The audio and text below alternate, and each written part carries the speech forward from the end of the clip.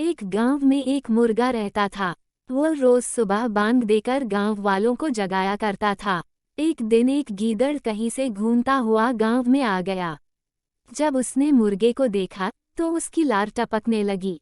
वह सोचने लगा, वाह क्या शानदार मुर्गा है, अगर इसका मांस खाने को मिल जाए तो मजा आ जाए। वह तरकीब सोचने लगता है ताकि किसी तरह मुर्गे को दबोचकर पेट पूजा कर सके। उसने मुर्गे को बहला फुसलाकर अपने काबू में करने का निश्चय किया और उसके पास पहुंचकर बोला, मित्र, मैं तुम्हारी आवाज सुनकर तुम्हारे पास आया हूँ। तुम्हारी आवाज बहुत ही सुरीली है, कानों में मिश्री घुल जाती है। मन करता है दिन भर सुनता रहूं।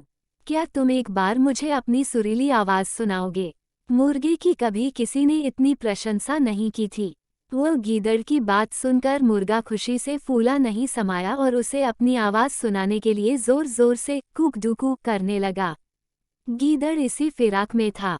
उसके देखा कि मुर्गे का ध्यान उसकी ओर नहीं है, इसलिए अवसर पाकर उसने मुर्गे को अपने मुंह में दबा लिया और जंगल की ओर भागने लगा। जब वह जंगल की ओर भाग रहा था, उस समय गांव वालों की दृष्टि उस पर पड़ गई।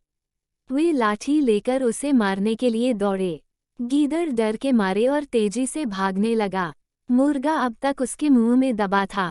तब तक उसने उसके चंगुल से बचकर निकलने का एक उपाय सोच लिया था। वह भागते हुए गीदड़ से बोला, देखो गीदड़ भाई, ये गांव वाले मेरे कारण तुम्हारा पीछा कर रहे हैं।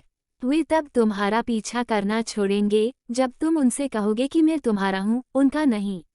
ऐसा करो, तुम उन्हें बोल दो।